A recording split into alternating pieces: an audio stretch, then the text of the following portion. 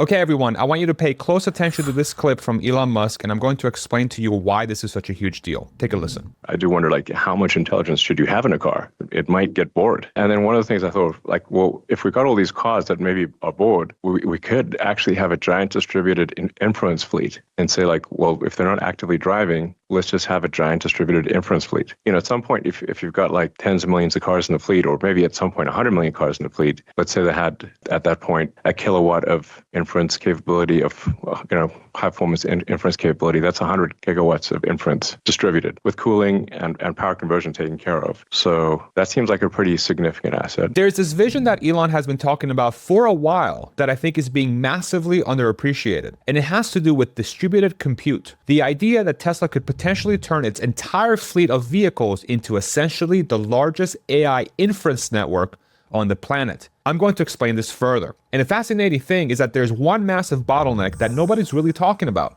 which is the data problem. And I think Starlink might be the solution that actually makes this whole thing work. So let me walk you through how I'm thinking about this. If you've been following Tesla closely, you've probably heard Elon mention this concept of using Tesla vehicles for distributed AI inference. The basic idea is pretty straightforward. When your car is sitting in your garage or parked at work or whatever, that vehicle has an incredibly powerful AI computer inside of it that's doing absolutely nothing. These same chips allow the cars, the Tesla vehicles, to have FSD, full self-driving, which allows them to drive themselves basically anywhere in the United States and in many other places around the world as well. And if you think about how many Teslas are on the road right now and how many are going to be on the road in the next 5 to 10 years, you start to get some really crazy numbers. Let me just run through the math real quick just to give you an idea. If Tesla gets to a 100 million vehicle fleet at some point, similar to Toyota, and each one of these vehicles has, let's say, around a kilowatt of inference compute capability, with AI6 or AI7 chips, which is their next generation chips, you're talking about 100 gigawatts of distributed inference. So to put that in perspective, the average power consumption in the entire United States right now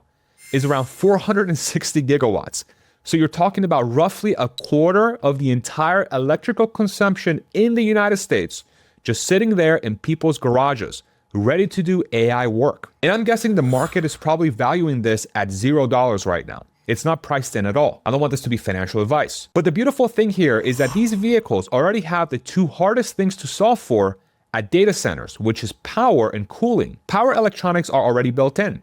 The cooling systems are already there. The battery can supply the power. The thermal management system can handle the heat. The cars already do this for self-driving. All these things that data center operators are spending billions of dollars trying to figure out, Tesla vehicles already have them as a byproduct of just being electric vehicles with sophisticated AI systems. But there is a brick wall that's going to be hit here, and it has everything to do with data. When you're running AI inference workloads, you need to move data. You need to get the input data to the compute, process it, and then send the results back. And the amount of data you're talking about is not trivial. If you're doing anything meaningful with artificial intelligence inference, you're dealing with substantial data transfers. The traditional way Tesla vehicles connect to the internet is through Wi-Fi when they're parked at home, or LTE when they're out and about, just regular cell phone service. And this is a massive problem for distributed compute at scale. Wi-Fi is really good for downloading software updates or streaming music, watching movies, watching Netflix, but when you're trying to coordinate inference workloads across potentially millions or tens of millions of vehicles, Wi-Fi becomes extremely unreliable. Not everybody has great Wi-Fi. Not everyone's car is parked in a spot where it can actually get a strong Wi-Fi signal, good connection. Some people park in underground garages. Some people park in spots where the signal is just garbage, okay?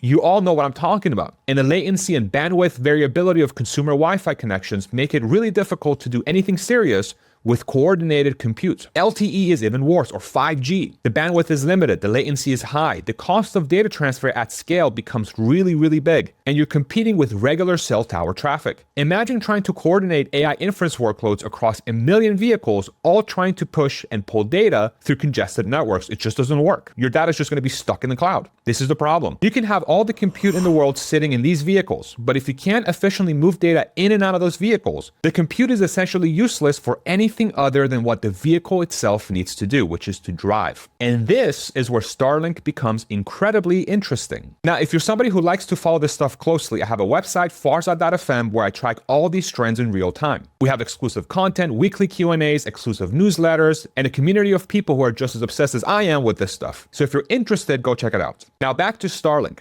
Starlink is fundamentally different from traditional internet connectivity for a few key reasons that make it perfect for this distributed compute vision. First, it's the bandwidth. Starlink terminals can deliver somewhere around 100 to 200 megabits per second consistently. And with the V3 satellites that are coming, they're talking about a gigabit upload and download speed anywhere on the planet. That's a massive step change from what you can get reliably through consumer Wi-Fi or especially LTE or even 5G. And second is the latency. Starlink operates in low Earth orbit, which means that latency is dramatically lower than traditional satellite internet. We're talking 20 to 40 milliseconds versus 600 or more milliseconds for geostationary satellites. That's because they're so far away. That's critical for coordinated compute workloads where timing matters. Third is global coverage.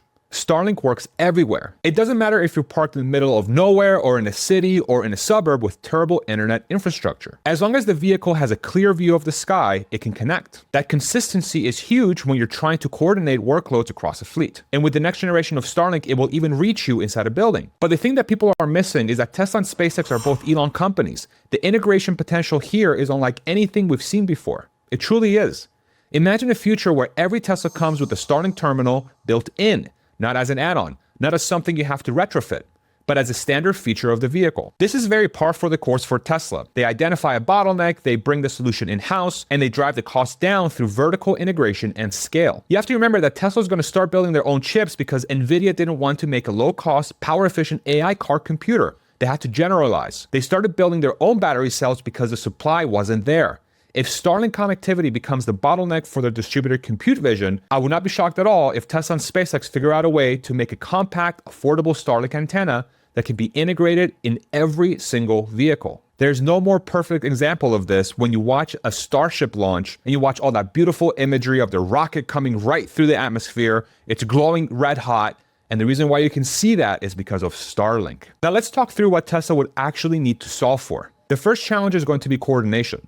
When you have potentially millions of vehicles that could be contributing compute at any given time, you need an incredibly sophisticated system for allocating workloads. Which vehicle is available right now? What's their battery state? How long are they expected to be parked? What's their connectivity quality? You need to be able to slice up inference workloads in a way that accounts for vehicles coming online and going offline constantly. That's going to be a complex distributed system problem. But with artificial intelligence, who knows? The second is going to be incentive alignment. Elon has talked about Tesla owners potentially getting $100 or $200 a month to use their car for AI inference when they're not using it. But you need to make sure the math works for everyone. The customer needs to feel like they're getting fair compensation for the battery cycles and electricity usage. Tesla needs to be getting enough value from the inference compute to make the payments worthwhile. And the workloads need to be the kind that actually benefit from this distributed architecture rather than just being better served by a centralized data center. The third challenge is going to be the type of workloads that actually make sense. Training AI models require massive amounts of coordinated compute that needs to talk to each other constantly. That's very difficult to do in a distributed environment. But inference is different. Inference workloads can often be parallelized or running at the same time pretty effectively. You can send a bunch of separate inference requests to a bunch of separate compute nodes and they can process them independently and then send back the results. That's the sweet spot for distributed vehicle compute. Here's another way of thinking about it. The training side of AI is probably going to stay centralized. You're going to have these massive data centers with NVIDIA GPUs and Tesla's own AI chips all clustered together doing training runs. But if you think about the inference side, the part where you're actually using the trained models to do useful things,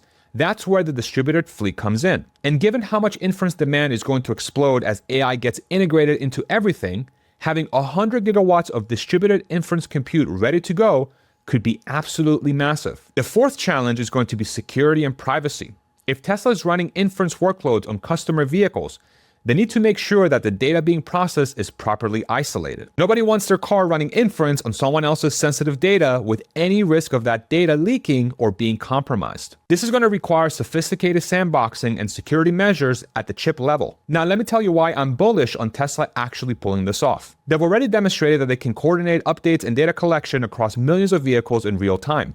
The FSD Fleet Learning System is essentially a proof of concept for distributed coordination at massive scale. They're already pulling data from customer vehicles, processing it centrally, training models on it, and pushing updates back out. The distributed compute vision is just running that process in reverse for inference. And the Starlink piece solves the hardest part of the puzzle, which is consistent, high bandwidth connectivity regardless of where the vehicle is located. And you combine Tesla's existing fleet coordination capabilities with SpaceX's global satellite internet network, and the fact that both companies are controlled by the same person, Elon Musk, who has a very clear vision for how they should work together, you start to see how this distributed compute thing could actually become real. It does seem like the market is pricing this at zero. Elon literally said that in one of his recent talks. And I think he's probably right. This is too futuristic. This sounds crazy, okay?